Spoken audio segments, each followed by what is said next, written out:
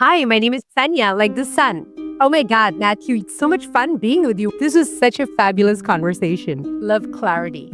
Love clarity. I love it.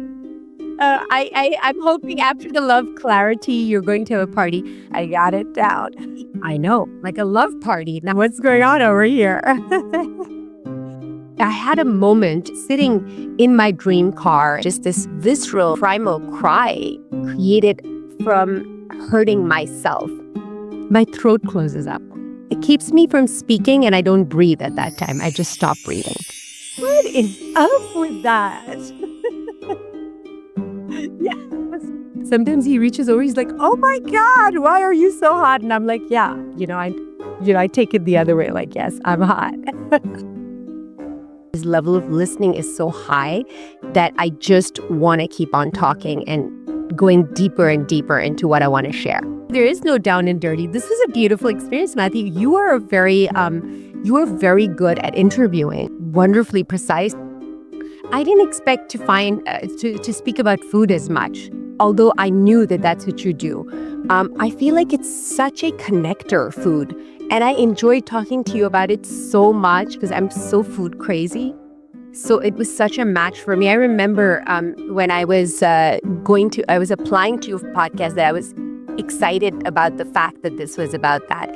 I didn't know that coming to a podcast host that talks about food can be so connecting.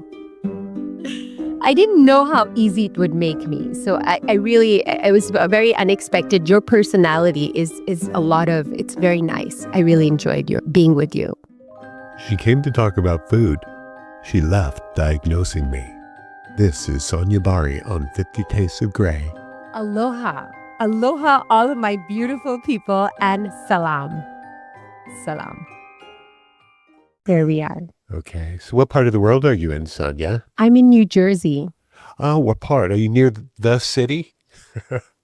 I am near the city. I am about an hour and some from Manhattan. So it's very accessible. I do go quite often. I was just making dinner plans there right before I got on this call. Oh, okay. So how often do you go into Manhattan? Well, for example, I'm a speaker, so it's a National Speaker Association, so I'm on the board there, so I go at least once a month for work. But for fun, I will go almost every weekend. If I can, every weekend. If not, then it'll be at least once because my daughter lives there as well at the moment. Okay, so you were making dinner plans for tonight?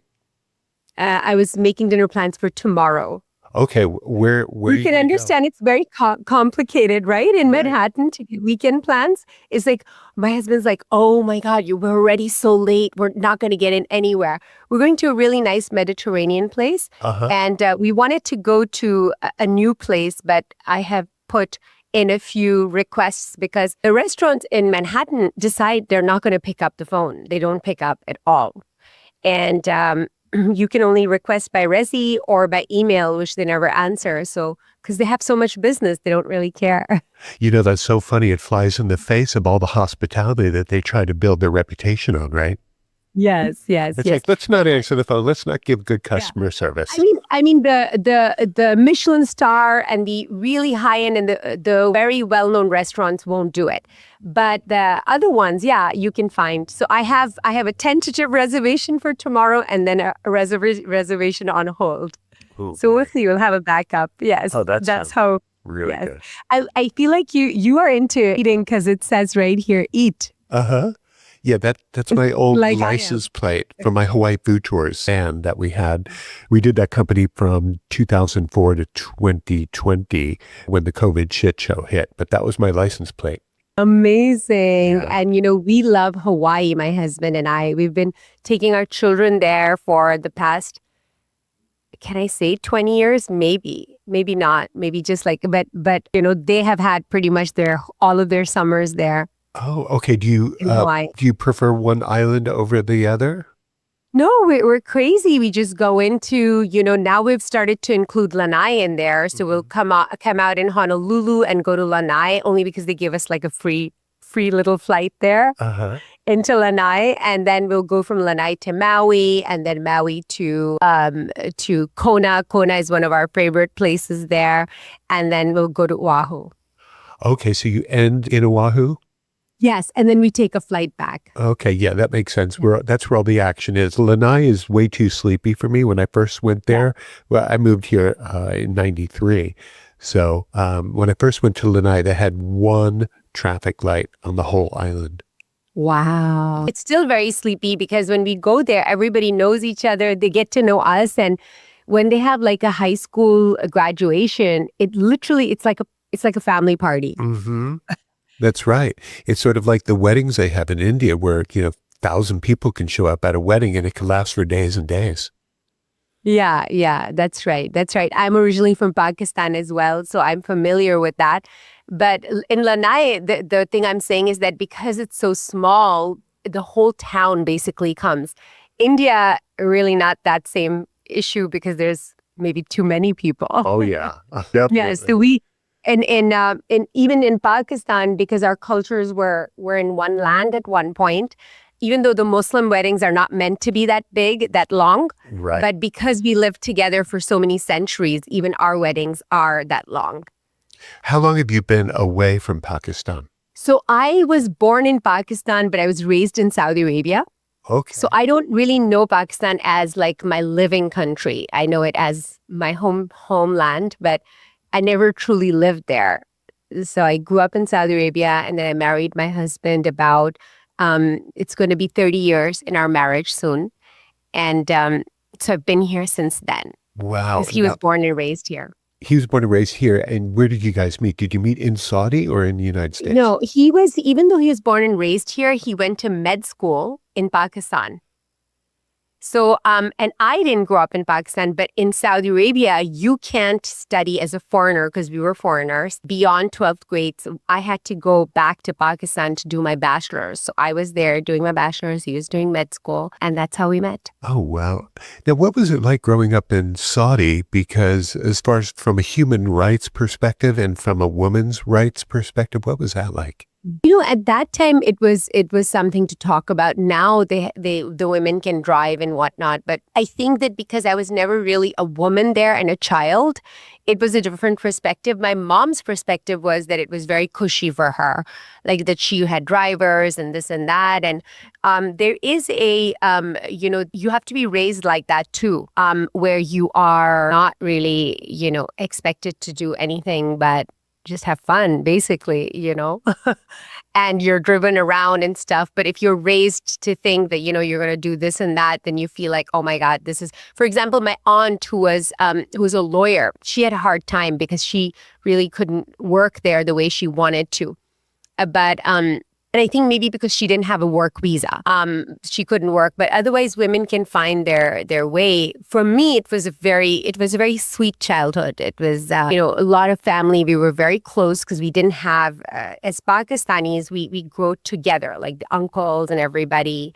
So everybody raises children together. So we had, even though we are Pakistanis, but I had a very non-Pakistani experience because it was my family was very close, the five of us. It sounds like your family kind of was a more upper middle class advantaged family. So you're able to go from Pakistan to Saudi, or you weren't living the typical lifestyle. Poor are very poor. Yeah. And we were always, thank God, like my parents were always executives and they were always like, upper middle class. But, and when they came to Saudi Arabia, they were also came through their education. And because, my mom didn't work, but my dad did. But my mom had, she had 2 bachelor's degrees in botany, zoology. So she was not, she was a learned woman.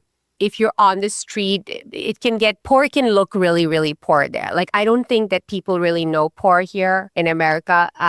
And so I don't know what people see, but Pakistan can be very lavish, and they have a bigger VIP culture than you have here. Do they have the class system pretty much well laid out in Pakistan like they do in India, where they have the caste system? No, India's caste system is religious. Okay. So, yeah. And, in Pakistan being Muslim, the whole thing about Islam is equality and not class system and not slavery. Yeah. Since you started at the top of the show talking about making restaurant reservations, tell me a Yes. little bit about, well, first of all, what did you eat today? And then what Yeah. was the food like in Pakistan and Saudi? And did you get any of those cooking skills down?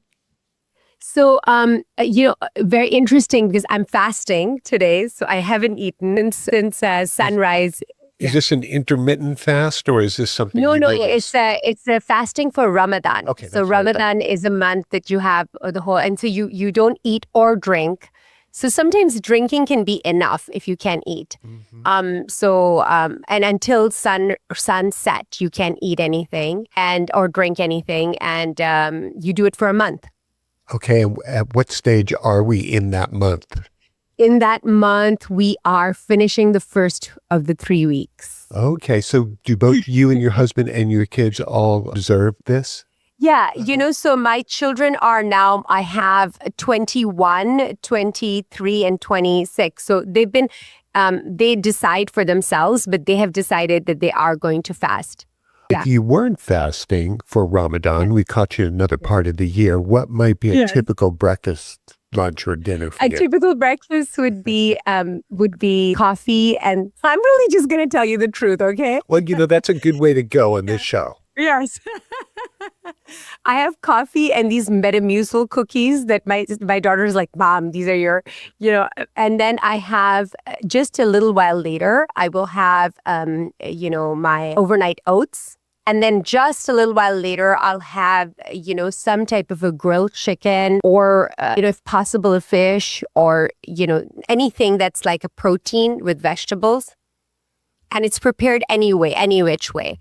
So I basically am really not having a lot of Pakistani food. And, I don't know if you know the cooking technique in Pakistani food where when you're cooking the meat, in the end, you brown it to an extent that the oil separates. Right. And they call it bhuna, they call it, that technique is called, and bhun or bhuna. So, and the thing is that it has a lot of spices, so it just becomes so concentrated that I kind of need to have it, like if I'm going to have it for dinner, I kind of need to have it a little bit earlier in the thing.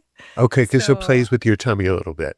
It plays with the tummy, I can kind of feel it like at night and in the morning. So, but I do love the cuisine. I love the, the smells and the colors, and, people are able to make it. Like if you go to like some of the very regular stores, they will put a lot more oil in. But if you go to a little bit of high-end cuisine, like there's a really beautiful restaurant in New York City that is an Indian restaurant called Musafir. Muaafer, Musafir. That is when I eat their food, even if it's like, 'cause sometimes I don't get a reservation until 8, I'm okay the next day. And then there's another restaurant that I'm trying to get into, the one that I said I have, and that's called Ambassador Club, and that's also an Indian restaurant, and it's very well known. It's a British sort of like restaurant, and the British Indian food scene in England is like, it's amazing. It really is. Are you familiar with that? Oh, yeah. Well, I went to school in London and I was there for a few years, and I was going through the culinary arts program at Les Cordon Bleu. And so Indian food was something I ate several times a week. I mean, how are you with Indian food now that you're older? Because when I was young, I could eat anything. Yeah. For a long time, I was able to eat everything and anything I wanted. Then there was a block of time where I was a little bit more sensitive, not to the point where I had to add something sexy like Metamucil cookies, but now I'm able to eat Indian food again, real spicy stuff. Yeah. You are able to now? Oh, yeah. And so you had like a whole coming back? I did. So I came back. Possibility for you. Came back. Sonia, I would like to come back too. What a triumph that was when I discovered that I could go ahead and eat all the spicy stuff without any kind of, problems. How did that happen? That's not the natural progression of events. It does make you think about the cosmic energy in the universe that allows one to get back to that. That's true. That's wonderful. So do you do the cooking in your home? I do the cooking because, because eating food from outside then can really get to you after a Right. while. I think that is a big part for a lot of people's distress when they've eaten. A lot of times they're going out and God knows what they put in at restaurants. Yes, yes. And it's delicious and everything, but it gets to you. Sometimes the sodium is too much. Sometimes the oil they're using is refried or whatever. But and many times I will make like an Indian dish, like I'll make the chicken tikka masala, or I'll make the makhani, chicken makhani, or another type of a chicken which is maybe Indian even. And so one of the very typical meals that my husband and I make on a regular basis is that we will have like a chicken dish, and then we'll have cauliflower rice with peas. And then we'll have dal. Okay, great. Yeah, that's right. So we've got a little gravy thing going on. There's a little bit grillish type of a chicken. So it makes a very creamy, yummy meal. Oh yeah. Oh, good. I'd love to eat all that food right now. I'm getting hungry as we're talking. This is torture, I know. Speaking about food to someone who's doing the Ramadan fasting thing. Not at all. Yes, that's so funny. It's so funny. This is my 50th year, so I'm already preparing for my, geriatric years. You're just a little baby. I do feel that way, but the body kind of is like, no. Right. I'm very jealous of you that you can eat all that food right now. Because I am your senior by a number of years, and I'm back at it. So maybe any day now you'll be able to get into the spice game. And I am a spiritual psychologist. I'm going to hold for that. I actually am very happy to hear that you did have another coming, so to speak, because then there's a possibility for me too. Oh, there absolutely is. Just keep your fingers crossed and keep doing your prayer and all that stuff. Now, you just mentioned spiritual psychologist. Is that a real thing, or is that a jargon phrase that you created? I wonder if it is a real thing. I have had 3 years of spiritual psychology, I think it is. 3 years of advanced spiritual psychology at the University of Santa Monica in California under Drs. Ron and Mary Hulnick. When I had done it, I had 2 masters in psychology already. I never went there to advance my career. It was to find my own answers and to experience the mastery of these 2 teachers that were just getting up in their years. And I just wanted to get as much as I could from them. But before I had joined 2 years before, they used to offer a master's for that same program.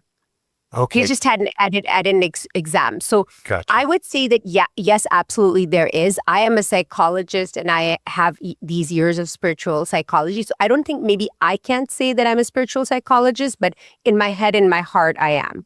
And I live that way.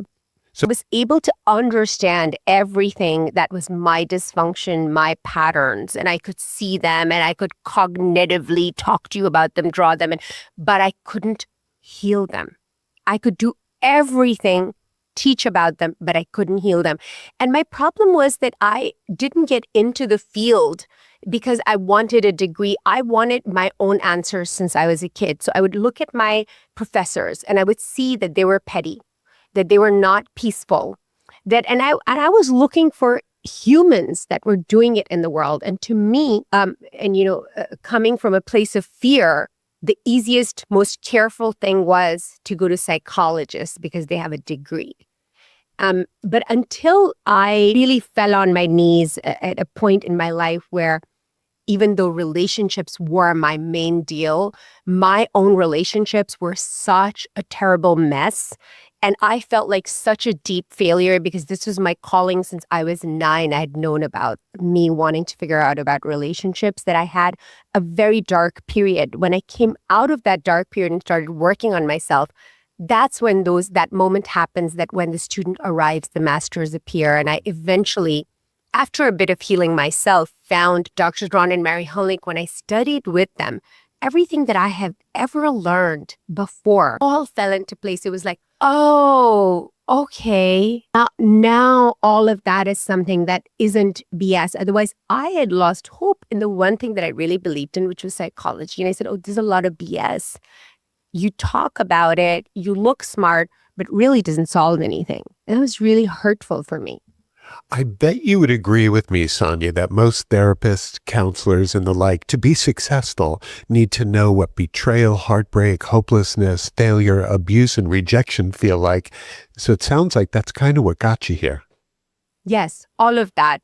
My repeating pattern in my life since I was a child was betrayal. And it didn't leave me until I got ahead of it in the sense that I healed it. The way I said I got ahead of it, this was the exact type of wording that was the problem. Because I was always trying to override it, go above it, underneath it, on the side, and I had to go through it. I had to go through it. I had to love myself through it. This word love, it is not something that is very desired in psychology. You don't use the word love as a psychologist, and which is the most important part of healing. What about the betrayal? Let's get back to that for a second. Who was betraying you? Where was the betrayal taking place, and how did it feel in your body? Betrayal started first in 5th grade with my friends, didn't end. And what happens is that, I basically was like, it felt in my heart. I couldn't breathe. I could feel the sort of like heartbeat in my face. I was very ashamed, embarrassed, felt rejected. And it was almost like a die was cast at that moment. When I came to school one day and none of my friends, that I was not a person who didn't have friends. And I just, the next day, for no reason whatsoever, no warning, they didn't want to be with me. So because of the fear of that, I feel that I kept manifesting it in my life, and it went on throughout all of my relationships, including my marriage. So you have this experience, this knowledge, this memory of all of that stuff. How is it that you're able to put that aside, or do you, when you're dealing with trying to help someone else get through a moment? Well, to me, none of that is something that is sad. Like, I don't want to put it aside. To me, it is not an open wound. It is it's a very beautiful scar that I've made a beautiful tattoo on, that I pet and I love every day.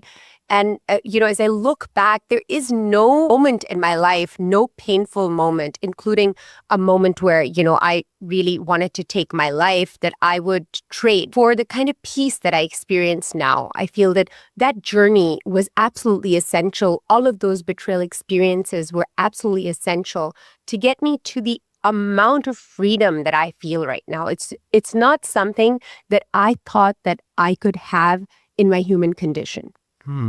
So you're working with people who look successful but feel broken quite often. Yes. When did you first realize that was really you, maybe way back when, or maybe still today? I realized when I started to hit all of those lists that they gave me, the checklist, success checklists. And it was just always like an if and then thing. And it just never really ended. I'd be like, okay, now? Okay, what about now?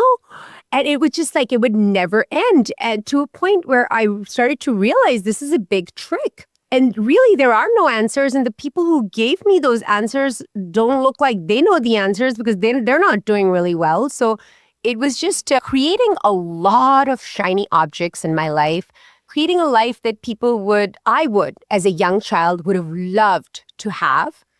And then realizing how lonely I am in a crowd, realizing how broken I am in fullness, and realizing that it's not, I had a moment sitting in my dream car in the driveway of my dream home, my 3 children doing very well, my husband a great provider, and just this visceral sort of like primal cry, because I knew that what I had created was created from hurting myself.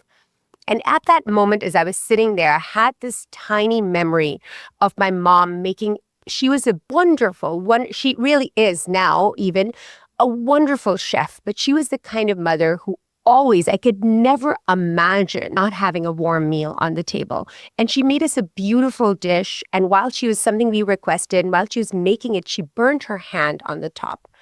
And I helped her with it. It was such an angry wound. And it hurt me so much to see it. I went alone to cry. Later, she wanted us to eat it. And for the life of me, I couldn't put that thing down my throat, because I couldn't consume something that hurt my mother. I didn't really know what that meant for me. That memory kind of just stayed. But at that moment when I was sitting in the driveway, it came right there. And I was like, I never wanted to be this type of person. And I have been exactly this type of person where I have hurt myself to create something for my people. I don't think the people I love deserve that. And I don't think I deserve that. Mm. So what's the part of you your clients, maybe your family and friends, would be surprised to learn exists in you? Because you're very forthcoming and very honest, but here you are, you present yourself, psychologist, psychiatrist, whatever, the therapist and so on. So a lot of the stuff that you're putting out here just seems like it's so real. How do people respond to seeing you in this state instead of your doctorly, scholarly state? Well, I don't think that they do see me in any other state other than this. This is really it. I think that, the more I know, the more I realize that I don't know. And the more I realize the most fun state to be in is the I don't know. I mean, that thing that I did when I was 20 and 30, like, I know stuff, that was just so boring and so like suffocating. And I just haven't ever known, really. Is there something at this point that you really want, but you don't let yourself really get it because it might make you too vulnerable? I think that I have so many of those things that I keep finding. But when I'm in a state or stage of my life, I feel like I have it together. Then something comes, like right before this, speaking was something very vulnerable. It was very scary for me, something I wanted for a long time. And it scared the bejesus out of me, but I did that. Before that was writing a book, because coming from a long history of South Asian women where, for whatever reason, I wonder if you can understand this, the written word, you don't write your feelings down, you don't, because people can use them against you. And that's exactly what I was going to write down. Before that was the book. So there's always something that scares me. But the only thing that's happened, Matthew, is that I have just there's a romance that I have with fear, where it's almost like I feel like fear is now, I can see it as the little part of me, little child part of me that I have run away from so much that I still get scared of her when she shows up in full color. But then there is a thing that we have where, I can just really listen and then it just integrates somehow. Now, regarding that fear, does that kind of ask you or connect you and magnetize you to wanting to take more chances because you have this thing about fear? Yes, it does. It does allow me to take more chances. And I think the other thing that really allows me to take chances is that I can really be focused and work towards something. But somehow or the other, over the years, I have also learned to disengage, which is really weird and messed up, because then I'm like, oh, have I disengaged too much? Is this, being a psychologist, is this disengagement a defense mechanism because I don't want to face it? Or is it, no, but there's the difference is that there's a piece there that I hope that this happens for me, and we will see. So how does a disengagement show itself? Is it maybe during a session where you go out and play on the beach in your head while someone's talking about their issues? The disengagement, well, usually the way I'm speaking about it is that when I really am working towards something, I'm learning something that is difficult for me. Because right now, for example, I'm learning internet marketing, or would I say paid ads. Numbers are really not my thing. And I was like, okay, I don't like that. So I know that I have to do the thing that I don't like. I just like to work with clients. I don't like to do the business side. I don't like to do any of the other stuff. So I'm like, okay, that's what I'm going to do. So I will really work hard and I'll start to get attached to it. But then I'll notice that somehow or the other, there's a softening where I'm okay with whatever outcome goes on. So there's this little all right, this has to be this way. And then it'll go on. When I work with clients, I remember when I was a new psychologist, I would feel my clients so deeply that I would think to myself, I think I'm going to die, because some of them go through really dire things, because I only see people who have infidelity, divorce, narcissistic abuse, who have been told by other therapists that it's not going to work out. So that's my demographic. that people who have so much success, they can't understand why they can't find the peace. So basically, they've got a lot of, well, you're like too messed up type of thing, or they have gone to places and they just haven't found hope. So when I'm speaking to a person like that, there is something about a person who is in pain that is very magical. That person is able to, they have almost this plasticity that a person who maybe like me, who's giving therapy in that moment, I may not be in, because maybe I'm not going through something. I have gone through something, but not at this moment.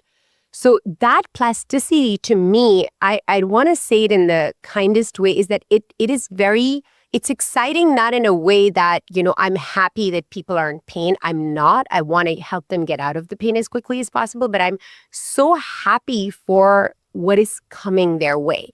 Because one of the worst things that have happened to me and the people that I serve is that things get bad, but they don't get bad enough. And this sort of like emotional abuse thing can go on for years and years and years. And it's so difficult to be in that type of uncomfortable state for an extended period, because it's just not bad enough to change. So if you weren't allowed to help anyone for a full year, Sanya, who would you be? What would you be doing? Do you mean what kind of a person would they be, or what would I be doing? No, what would I be doing? Yeah. What would you be doing? Because we'll talk about them and how you quantify success. But I'm just saying, if you weren't doing what you're doing now as a profession and, discovering paid ads to help promote and market yourself, who would Sanya be? What would you be doing with your life if you weren't doing this? If I weren't doing, I think that, if it was my favorite thing to do for a year would be to work one-on-one with a person who feels so broken. They feel like nothing will ever be able to help them, that they can't find the peace. They can see it, they can talk about it, they can smell it, but they can't get it. It would be to work with somebody like me, because it is just so, it is so rewarding to see people step into the light of their being, that every time they do it, it's almost like it lights me up. So is your answer to my question, if you couldn't be healing and helping people now, what would you be doing? You would still be doing the same thing. That's what it sounded like. No, this is me misunderstanding the question. So now that I understand the question, I would be in Italy and I would travel through Italy. And I would eat all kinds of food, and I would just get a boat. I mean, I'm hoping you're giving me a big, bank account to work this one year dream. Oh, absolutely. So I'll write you a check. Okay, great. So I'm on the Amalfi Coast. I'm on some of these boats. I'm in Milan. I'm just sometimes just like enjoying the slow eating culture there. Because it's so rapid over here, they say, oh, you have 1.5 hours before you have to leave the table. Go back to reality. Yeah, because, the New York food scene is real fast. So do you think that is maybe also the answer to when you disengage, where you go in your head? Yeah, I go to these types of scenes. Uh-huh. I do think that I slow things down for myself, that I just love the artistry there and the attention to detail and just the zest for enjoying life. It's so funny. I love speaking to therapists and psychologists because you all speak about clarity. But most of the time when I speak to these people, they're speaking more about longing. And that's what I just discovered in you again. And this seems to happen all the time. Is that because you're just like a regular person deep down? I hope so. I hope I never leave the human experience. But I mean, longing is just, it's like hope. And I don't know what I would do if I didn't have that. I think that when I was in the midst of my hopelessness, I didn't have longing. And that was scary. It's the lowest energy. It's the lowest form of emotion. And I think it's a part of being alive. Yeah, right. Now, you're helping people find inner safety. You're healing all these people with issues and problems and so on. What part of you, your internal self, still feels maybe unprotected? Because you did mention before, like the types of people you work with, there's betrayal and marital stuff and narcissistic energy and things like that. So you've chosen you've kind of pinpointed or painted a picture as to who you'd like to work with most. Yes. So because of my curriculum, it's a spiritual curriculum. It's a life curriculum. It's a psychological curriculum. I'm most vulnerable in personal relationships that I care about the most. So I will constantly have that feeling of fear, but the travel time from that upset to peace has become so short that it is now minutes and seconds. So I am so grateful that I still have that crazy human experience of being shot back into stupidity and overthinking and overgiving. But then the really, really cool part is just I know from years of doing it now, and I didn't need years, that I can just step back into the seat of peace once again. I want to get back to the marketing of self, and that's what you were talking about before about doing paid ads. You're a brilliant person. Why not just hire somebody who's good at numbers and who's good at marketing, and so you could delegate your authority and move on with your life? That was the advice that was given, but I met this woman who is a friend of mine, and first of all, I was scared of this. So I like to do things that are scared, but I don't need to do absolutely everything that I'm scared. So it's still a very good question. But this particular thing is like my baby. And I've seen, advertisers do it, and I need to do it from a heart-centered space. And I want to do it for impact because I have a beautiful community, and it is all done in the most gorgeous way, which is references from other people, like, referrals, personal referrals. Right, word of mouth. But I also am very aware in my 50th year, and this is the reason I started the paid ads learning this year, that I don't know how long I have. So I want to be able to give people as much as I can. And I want to have a greater impact, and I want to create things that are not that expensive too, because it's becoming more and more expensive to work with me as I'm getting more and more things that I'm doing in my life, and less and less time for me to spend with the ones I love.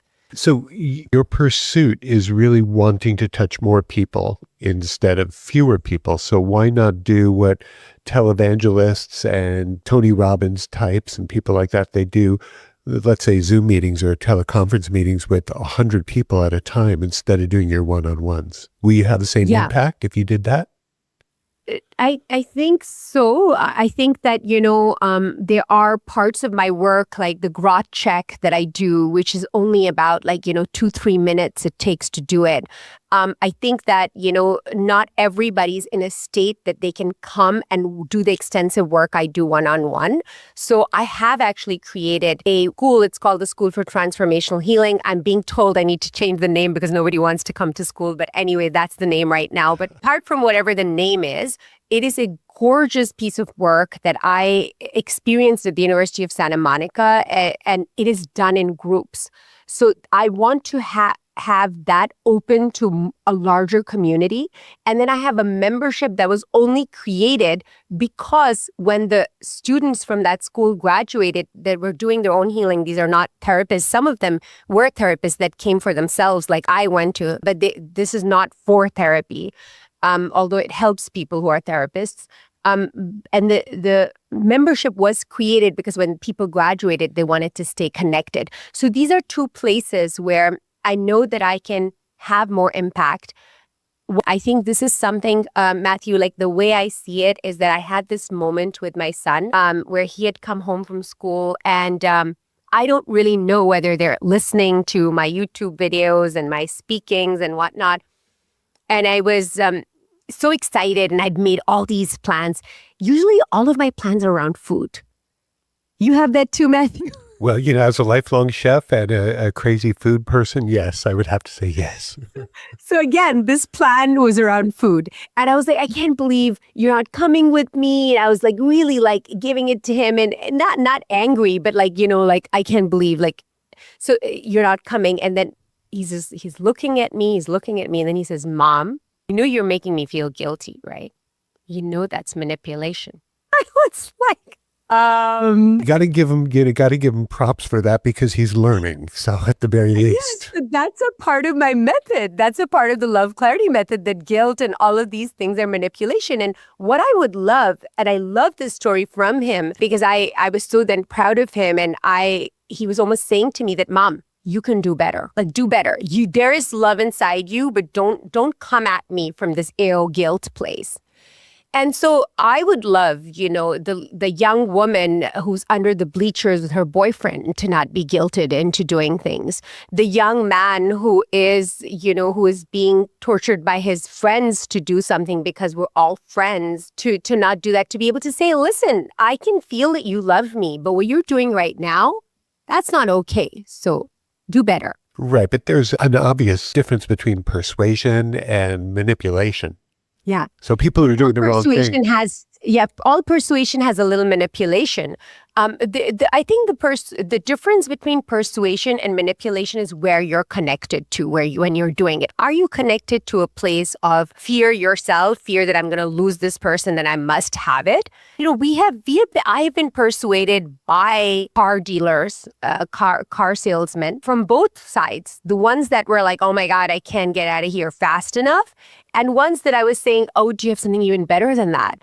Like, I love this. Tell me more. Can we go for a drive? So you're right about that. But so it just depends on the ickiness. Where is it coming from? Is it coming from grabby, sort of like guilt making, taking over responsibility? Is it coming from fear? Or is it coming from expansion and abundance? When people are speaking to someone who is a manipulator, oftentimes they try to make the person being spoken to respond to, will this be fun? More so than how will it affect my future? And so this is what I see. That's like the clear kind of distinction I can make when I take a look at that. So what you're saying is that when a person is manipulating, that person who's manipulating is going to say to themselves, is this going to be fun for me? Is it going to feel good now in the moment versus let me think this through? How's it going to be in a year or 10 years from now? Yeah. And I think that when people are manipulating in relationships, Matthew, it's because they are missing something in their life, because hurt people. And all narcissists that we really like to talk about and shit on, they are all people who have been hurt. So where is the responsibility? I have been in many narcissistic relationships. I'm a perfect match. The perfect match for a narcissist is a people pleaser. And the people pleaser sounds like, whoa, you must be so nice. But I'm only pleasing you because I'm trying to manipulate you into thinking that I am who I'm not, because I've kind of guessed that that's what you want to see in me. So then who's the manipulator? Like, I'm just saying we all are manipulating when we're connected to fear. And what I've understood over the years is it's not what you do that matters as much as where you are connected to when you're doing. And I change it to love, that it's not what you do in love that matters. That's going to decide whether you're going to get hurt or not, whether you're going to hurt other people or not, whether it's going to be narcissism, manipulation, or persuasion, which persuasion, there's nothing wrong with that. It's going to be where you're connected to. Are you connected to fear and lack? Or are you connected to abundance and love? Now, a moment ago, you talked about people pleasing, and it has an interestingly negative connotation for a lot of people. But the way I look at it is, because I'm a self-described people pleaser, I don't think I'm taken advantage of, nor do I think that I manipulate very much. Is that something that you've thought through as far as that whole people pleasing thing? Yeah, because people pleasing is an extreme, right? I hope every day that we are kind and we're generous and we're gentle. But when you do people pleasing, there's a part in you that is so scared that you're not going to be liked, that you're going to hurt, like it's coming from a place of fear. So the way I'm describing people pleaser and the way I was is that I would gauge what people wanted from me. And even if it hurt me, even if it bothered me, even if I wanted to say, no, I don't want to do it, I would say yes. And I remember that because betrayal has been such a big part of my life, if you asked me, I would tell you that I'm a very honest person. Oh, I'm so honest. But I didn't know that every time I say yes when I want to say no, I am lying and I'm being dishonest to the people that I love. And I'm creating a precedence that I will later on really regret. I remember being complimented so fully by people and feeling the compliment like a noose, like I wanted it to end. Because I knew that the thing that they're complimenting on, maybe that it's not me or that I've hurt me to get that for you. Right, right. Sanya, do you have a book that you've written that is still on the market?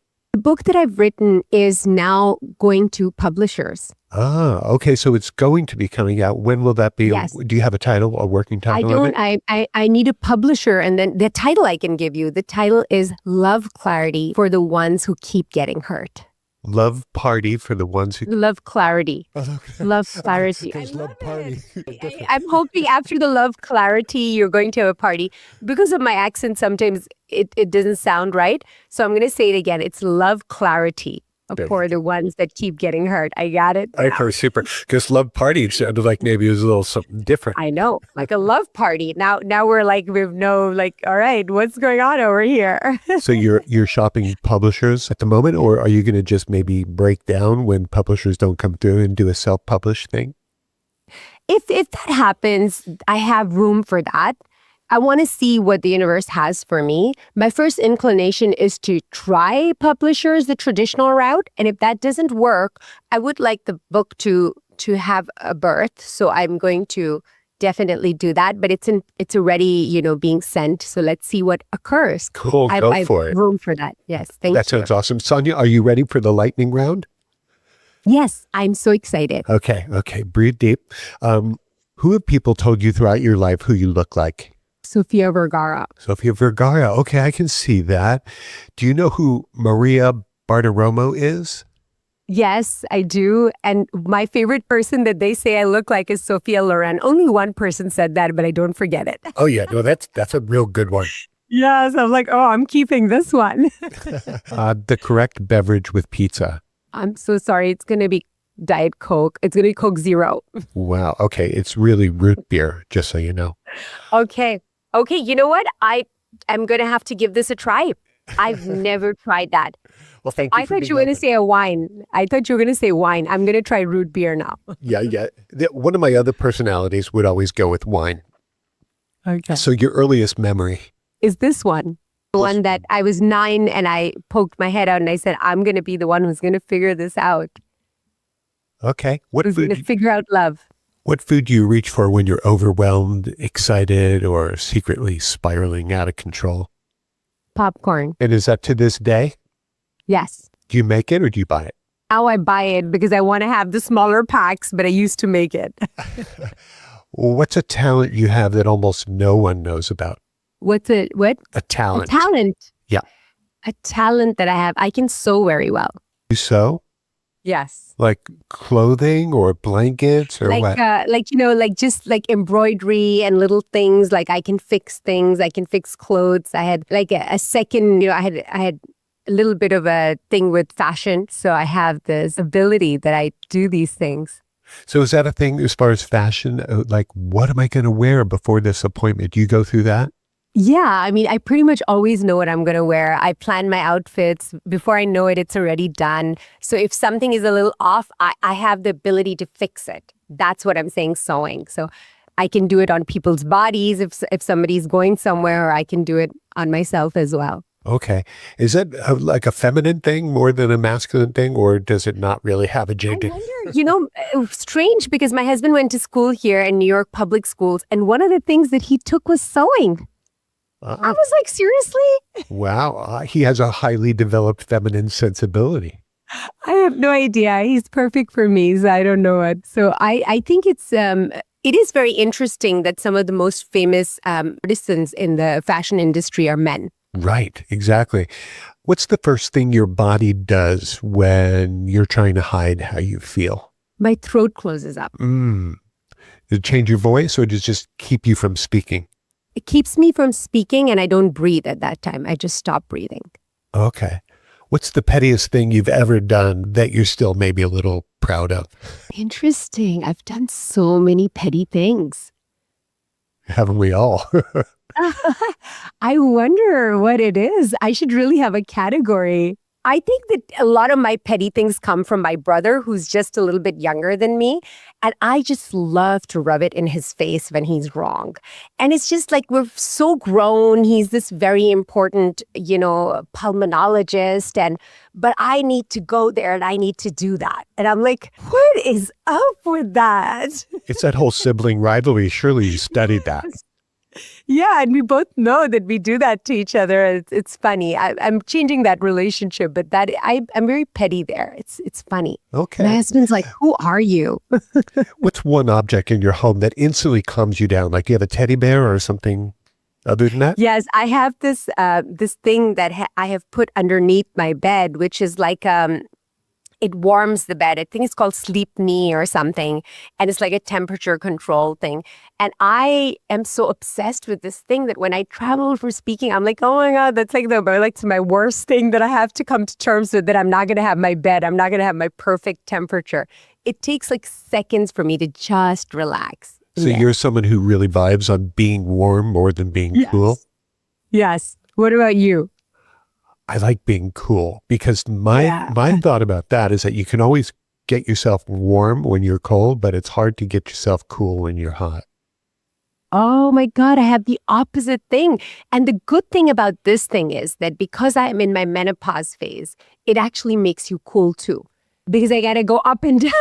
So this thing works with me. Oh, that's interesting. Now, how does your hubby respond to that when you're, jiggling your temperature gauge? You know what? We have our own sides of that thing has it. He gets to have his own. Okay. So I would assume because he's a guy and that maybe he likes it cooler versus warmer. He likes it cooler. Sometimes he reaches over. He's like, oh my God, why are you so hot? And I'm like, yeah, I take it the other way. Like, yes, I'm hot. Because I want to. What city is your favorite city in the world? My favorite city is going to be Rome. Yeah, you mentioned Italy earlier. So is that somewhere you've been a lot of times? No, I haven't been there that many times. It's just left an impression. Okay. Do you speak and it's Italian? saying come back. No, okay. I don't. What about you? Yeah, I've been all over Europe many times. So my favorite city, I think I still lean towards London. Ah. Yeah. But Europe definitely is a place that I would be happy being an expat in. Yes. Oh, do you have any pets? I have 3 dogs. I have a Doberman, a red Doberman, a German Shepherd, and then a Pomeranian Husky. Okay. Do you cook for them? I don't cook for them. No, my husband feeds them. I have done the babies and now he does the dogs. Okay, so he takes care of all that. He takes care of all of it because I did all because my husband being in medicine didn't help with kids that much. So I'm like, okay, now you help with these kids. Right. So he's assigned. I'm the dad. I'm the dad in that relationship. Like I'm like, yeah, is everything good? Okay, good. Bye. I'll just play with them a little bit. What's an opinion you stand by, Sanya, that maybe there's a lot of pushback on from others, people you know? Yes. That's a good one, Matthew. It is the opinion that when you are hurt in a relationship, that person who's hurting you is doing you a favor because they're illuminating the part inside you that's still unhealed. It's very unpopular. I can see why. Yes. Okay, now, Sanya, it's time to turn the tables. You've survived all my brutal questions for this initial 45 minutes or whatever. Now, oh my God, Matthew, you are so.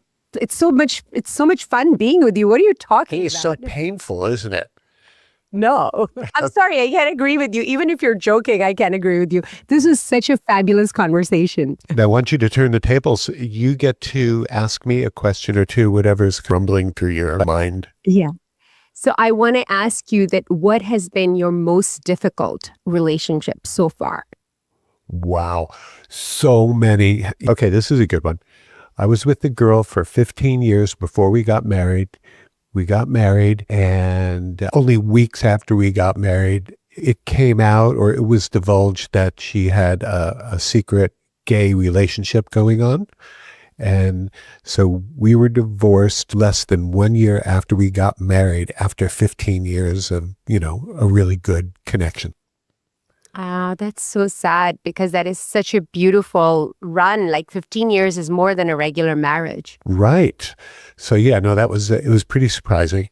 Yeah, because the buildup was so much. So, Oh, you look like you're stymied and flummoxed. You can ask me another question. did you get married again? No, Yeah. never got married again, but now in another long-term relationship. Okay, wonderful. So, That's great. maybe gun shy related to marriage, but not gun shy as to bringing wonderful bliss to another. That's beautiful. That's beautiful. But some of these relationships are stronger than marriages. So, Oh yeah, yeah. The whole marriage thing, as everyone has said a million times prior to me, is that it's just a piece of paper. yes, yes, because you're married like 100 ways. You're committed in 100 ways. Okay, last question from me before I ask you to do an impromptu promo, and that is, you're a psychologist, so I respect your opinion. Do you think I'm fairly well adjusted? I think you're fairly well adjusted, but you still have a fear of intimacy. Oh yeah, how does that play out? It'll play out because you'll be afraid of getting hurt. And it'll come full circle when you are seeing the hurt that happened to you as a blessing.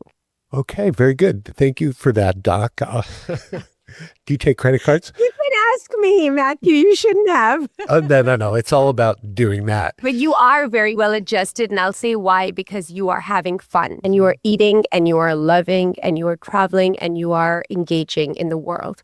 So in that way, you are very well adjusted. Anyone, we're always going to have something to work on. Yeah, I think that the minute you and I say, well, I'm done, that's the minute we start declining. Right. Okay, Sanya, this is our big moment here for you to do an impromptu promo. Let's say right after the show, you've walked out of our studio here and someone you actually know, like family or a dear friend says, what did you guys talk about today on Matthew's 50 Tastes of Grey show? What was it like? What's he like? What's up? Yeah. And so Go ahead and give me an impromptu promo right now. Okay. So Matthew is just so much fun to talk to. He's so easygoing. He makes it so easy for you to be in the room, and he loves food, and I love food. And it's just so nice the way he's asking you questions that are exactly what you want to talk about. And he waits to really, really hear your answer. And it's so easy to answer because his level of listening is so high that I just want to keep on talking and going deeper and deeper into what I want to share. Lovely. Now give me the down and dirty version, because that sounded a little bit sanitized and professional. No, it was so good. It's really, actually, there is no down and dirty. This was a beautiful experience, Matthew. You are very good at interviewing, and you are, I don't know, how wonderfully precise that was. I know I have notes too when I do my podcast and I have guests over. But I'm going to take some notes from you because you are very, very good. Oh, thank you. That's very and sweet. You make me feel very comfortable. Well, good. Sanya, I have to ask you, what are all those letters after your name that I'm seeing on the screen right now? So the first MED is Masters in Education. So I have two dual masters there. LPC means licensed professional counselor, which means that I'm a licensed therapist. And NCC means that National Certified Counselor, which means that I'm nationally certified as well. You're very proud of those letters, even though you realize that 99% of the population who are not in your field have no idea what that is. They're just hard to pronounce. Yes, that's okay. Okay, so... I mean, writing down clinical psychotherapist usually doesn't fit. Right. So all these letters, when you go ahead and you make a reservation at a restaurant, do you say, this is Dr. Bari? Or how do you present yourself? I say, if I met you on the street inside like the grocery store, and I say, hi, I'm Matthew, how you doing? What do you know about that vegetable? Would you say, oh, I'm Dr. Bari? No, I'll just say Sanya, like the sun. Hi, my name is Sanya, like the sun. And then if I make a reservation, I usually don't use my first name, but then they ask me, what's your first name? And then I have to do it because it's hard for people to spell ethnic names. So I say Bari, like the candy bar. And then you just put the I in front of it. Some people will know Bari is in Italy, a city in Italy, but most people won't know that. So I don't say that. Okay. Now, if people wanted to hang with you, learn more about you, do you have a website or social medias that you'd like to direct people to? Yes, my website is Sanya at sanyabari.com. That's Sanya. And my Instagram is the same, at sanya.bari. I make sure that I'm very easy to find, so find me anywhere. And I also have a podcast called Love Clarity Podcast. Love Party? Here we go again. I love this. Love Clarity. It's like, oh, Sanya, you know how to say it in a way that we can understand it. You still use the accent. I can't tell when the accent turns on. Well, it does when you say that. Love Clarity Podcast. Here we go. That sounds fantastic. What kind of guests do you usually book for that show? I will book anybody who wants to speak about how their passion has maybe created what they now enjoy. Perfect. So here we are at the end. What are you leaving this conversation with, Sanya, that you didn't expect to find? I didn't expect to find, to speak about food as much, although I knew that that's what you do. I feel like it's such a connector, food. And I enjoy talking to you about it so much because I'm so food crazy. So it was such a match for me. I remember when I was applying to your podcast that I was excited about the fact that this was about that. I didn't know that coming to a podcast host that talks about food can be so connecting. Well, it's something we all do. It's something everyone who loves food, and everyone loves food. I didn't know how easy it would make me. So it was very unexpected. Your personality is it's very nice. I really enjoyed being with you. Thanks. It allows the mischief to kind of like play through underneath. Yes, that is true. So I want you now, if you don't mind, to please say aloha to everybody who's listening and watching, and then also maybe in your native language as well. Yes, aloha. Aloha, all of my beautiful people, and salam. Salam.